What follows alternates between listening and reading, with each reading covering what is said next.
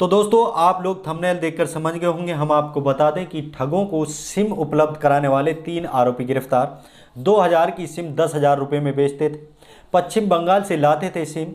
डीग जिला पुलिस ने साइबर ठगों को फर्जी सिम उपलब्ध कराने वाले गैंग के खिलाफ बड़ी कार्रवाई को अंजाम दिया है।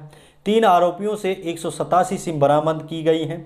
सभी सिम पश्चिम बंगाल की हैं। आईजी राहुल प्रकाश ने बताया कि लियाकत नाम के आरोपी के मामा पश्चिम बंगाल में रहते हैं। उन्होंने लियाकत की शादी 2022 में पश्चिम बंगाल में करा दी थी। शादी के बाद लियाकत अपनी ससुराल आता जाता रहता था। लियाकत के ताऊ का लड़का आंसू ऑनलाइन ठगी करता है, फर्जी सिम बेचने का काम करता था, जिसकी साल 2024 में मौत हो चुकी है। आंसू की मौत के बाद लियाकत रिंकू गैंग में शामिल हो गया। रिंकू गैंग की ठगी का काम करता है। लियाकत रिंकू की गैंग के लिए फर्जी सिम पश्चिम बंगाल से ला कर देता था। लियाकत के मामा सद्दाम और उसकी मौसी का लड़का साबिर गांव-गांव घूमते और लोगों को झांसे में लेकर उनके नाम से सिम निकलवाते। उनके बाद लियाकत अपने मामा के पास जाकर सिम ले आता और रिंकू गैंग को बेचता। पूछताछ में आरोपी ने बताया कि वह साल 2024 में 3 बार कोलकाता जाकर सिम ला चुका है। पहली बार वो 70 सिम लेकर आया था, दूसरी बार वो 120 सिम लेकर आया था।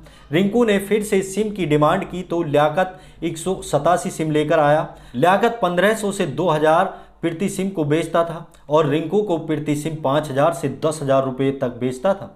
रिंकू की सेशन गांव में मोबाइल की दुकान है।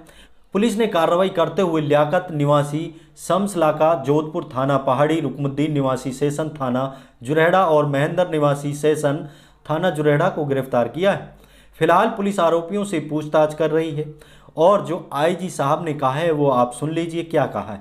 कार्रवाई चल रही है और उसके अंतर्गत अभी एक जो इनको सिम उपलब्ध करने वाली एक गैंग थी, एक महत्वपूर्ण गैंग थी, रुक्कू गैंग, जो कि जुरेहड़ा थाना क्षेत्र से संचालित हो रही थी। रुक्कू मेव जो है वो एक अपनी मोबाइल की दुकान चलाता है और वेस्ट बंगाल, उड़ीसा, नॉर्थ ईस्ट के स्टेट से इसकी गैंग के मेंबर्स जाकर के सिम लेकर के आते थे और उस सिम को ये अपने दुकान पर रखता था और उनको जो साइबर फ्रॉड करने वाले लोग थे उनको बेचा करता था।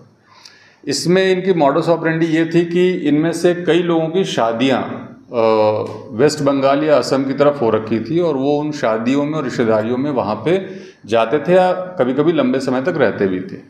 और उसके दौरान वो लोग वहाँ के बहुत ही जो निम्न या अल्प आय वर्गीय लोग थे, बिल्कुल हैंड टू माउथ जो लोग होते हैं, उनसे उनके नाम पे सिम निकलवाया करते थे और उसके लिए उनको 250 रुपये 500 रुपये दे करके उन सिम को ले लेते थे। और उसके बाद वहाँ पे जो व्यक्ति उनको कलेक्ट करता था वो फिर रुक्कू गैंग का जो सदस्य वहाँ जाता था सिम लेने के लिए, उसको 2-2.5 हज़ार रुपये में उस सिम को प्रति सिम सारे सिम उसको दे दिया करता था और वो वहाँ से ला करके रुक्कू के मोबाइल की दुकान पे उसको सप्लाई करता था और ये फिर उसको 5,000, 7,000, 10,000 तक भी साइबर क्रिमिनल्स को बेचा करता था।